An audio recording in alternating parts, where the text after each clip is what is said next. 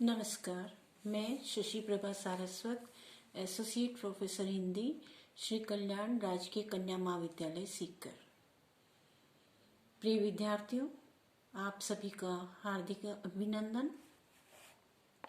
आज की इस व्याख्यान माला में हम पढ़ने जा रहे हैं जैनेन्द्र जी को।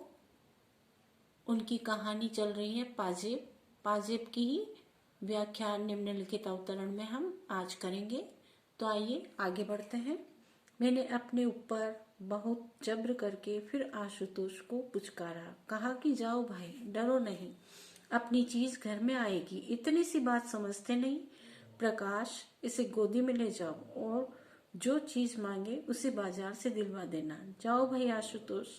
पर उसका मुंह फूला हुआ था। जैसे तैसे बहुत समझाने पर वह प्रकाश के साथ चला। ऐसा चला मानो पैर उठाना उसे भारी हो रहा हो। 8 बरस का ये लड़का होने आया, फिर भी देखो न कि किसी की बात समझ उसमें नहीं है। मुझे जो गुस्सा आया तो क्या बतलाऊं, लेकिन ये याद करके कि गुस्से से बच्चे संभालने की जगह बिगड़ते हैं, मैं अपने को दबाता चला गया। खैर वह गया तो मैंने चैन की सांस ली। निम्नलिखित अवतरण जैनेन्द्र जी द्वारा लिखित कहानी पाजेब से लिया गया है। कहानीकार जैनेन्द्र जी ने आशुतोष से अनेक बार कहा कि जाकर पतंग वाले से अपनी पाजेब ले आओ, लेकिन न जाने क्यों आशुतोष पतंग वाले के पास जाने को तैयार नहीं हुआ।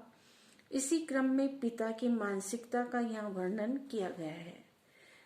कहानीकार ने क्रोध को अपने वश में करके आशुतोष को प्यार करते हुए कहा कि जाओ, डरो नहीं, क्योंकि तुम्हारे जाने से अपनी चीज घर में आ जाएगी।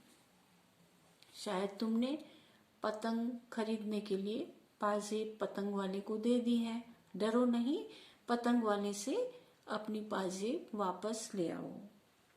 अपनी चीज लाने में कोई शर्म न करो, अपनी चीज है, घर वापस आ जाएगी। तुम्हारे द्वारा जो पाजेब पतंग वाले को दी गई है वह तुम लेकर के पुनः अपने घर लौट आओ। गलती हो गई, उसके लिए चिंता करने की आवश्यकता नहीं है। क्या तुम अपनी चीज के संबंध में इतनी सी बात नहीं समझते हो? लेकिन आशुतोष की मानसिकता को जानकर कहानीकार जैनेन्द्र के मन में क्रोध का भाव उभर आया, लेकिन उसने उसे बाहर प्रकट नहीं होने दिया। क्रोध को दबाए रखा। जो आवेश का भाव उत्पन्न हो रहा था उसको दबाया और अपने भाई से कहा कि तुम इसे, प्रकाश जो भाई का नाम है, अपने भाई से कहा कि तुम इसे गोदी में ले जाओ और ये जो चीज पसंद करे या मांगे वह इसे बाजार से दिलवा देना। आशुतोष, अब तुम इनके साथ जाओ।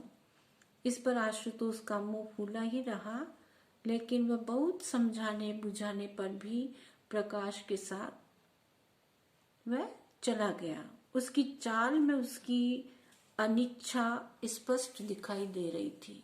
वह प्रकाश के साथ जाना नहीं चाहता था। ये उसकी चाल से, हाव भाव से स्पष्ट झलक रहा था, क्योंकि उसके पैर प्रकाश के साथ जाने के लिए उठ ही नहीं रहे थे।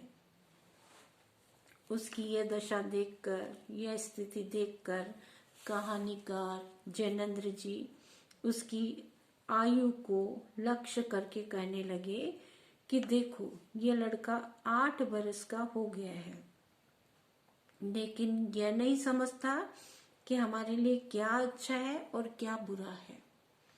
कहानीकार कहता है कि आशुतोष की स्थिति को देखकर मुझे इतना गुस्सा आया कि उसके संबंध में मैं क्या बताऊं। ये सोच कर कि गुस्सा करने से बच्चे संभलने की बजाय बिगड़ते जाते हैं, मैं अपने आप को दबाता चला गया। लेकिन वह प्रकाश के साथ जब चला गया तब मैंने चैन की सांस ली कि क्रोध के बजाय प्रेम से समझाने पर आशुतोष पर कुछ असर हुआ है। कि जो चीज गुस्से से नहीं बन पाती है उसे प्रेम से जीता जा सकता है। स्वयं ही कहानीकार ने ये महसूस किया कि बड़ी मुश्किल से मैंने अपने क्रोध पर काबू पाया और भाई से ये कहा कि प्रकाश तुम इस आशुतोष को ले जाओ, बाहर ले जाओ। फिर उसके जाने के बाद स्वयं ही महसूस करते हैं कि क्रोध से तो उल्टी बात बिगड़ती है। गुस्सा करने से पूरा मामला बिगड़ जाता है। शांतिपूर्ण भाव से, संतोष से, प्रेम से किसी भी चीज का हल निकल सकता है। प्रेम से आप किसी को भी समझा करके बात बनवाना चाहते हो तो बात आपकी बन सकती है, न कि क्रोध करके बनती बात को भी बिगाड़ लोगे। तो कहानीकार कहता है कि मैंने अपने क्रोध पर काबू पाया और खुद ही महसूस किया कि आशुतोष पर मुझे गुस्सा नहीं करना चाहिए था, बल्कि उसे प्रेम पूर्वक समझा बुझा करके उसकी मन की बात देनी चाहिए थी। और घर का कोई सदस्य, छोटा बच्चा गलत कार्य करता है, कोई भी व्यक्ति गलत मार्ग पर जाने लगता है तो इस सब का जिम्मेदार कौन है? उसके माता पिता। क्योंकि माता पिता की जिम्मेदारी बनती है कि अगर वह चोरी करता है बच्चा, या पढ़ाई नहीं करता है, या गलत कार्य करता है, तो उसकी हर क्रियाकलाप का ध्यान रखें।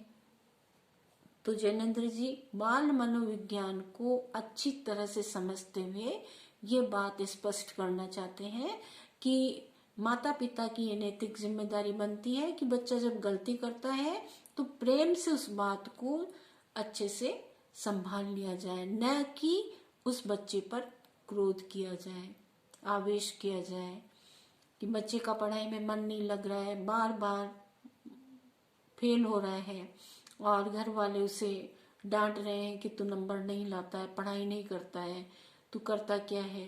तो पहले उसकी समस्या समझनी चाहिए कि किस कारण से इसका पढ़ाई में मन नहीं लग रहा है। तो बाल मनोविज्ञान को अच्छे से समझने वाले जैनेन्द्र जी ने यहाँ इस कहानी में आशुतोष की उस बालक मन को अच्छे से समझा है और प्रेम से उस अपराध की प्रवृत्ति को जीतने की कोशिश की है। कहानी बहुत ही उद्देश्यपूर्ण है, सारवान है, परीक्षा में आपके पूछने योग्य है, इसलिए इसे महत्वपूर्ण जानकर पूरी कहानी को पढ़ करके और इसके प्रश्न को भी साथ साथ पिछले वीडियो में जैसा कि हमने किया था प्रश्न, वो भी साथ साथ में आप पढ़ते जाएं और प्रथम श्रेणी के अंक लाने की तैयारी करें। विशेष टिप्पणी में आपको ये लिखना है कि कहानीकार ने इस मनोवैज्ञानिक सत्य की ओर संकेत दिया है कि क्रोध की अपेक्षा प्रेम का व्यवहार करने से अत्यधिक सफलता मिलती है। क्रोध से तो सारा काम बिगड़ता ही है और प्रेम से हर एक कार्य सफल होता है। इसकी भाषा अत्यंत सरल व सुबोध है। धन्यवाद।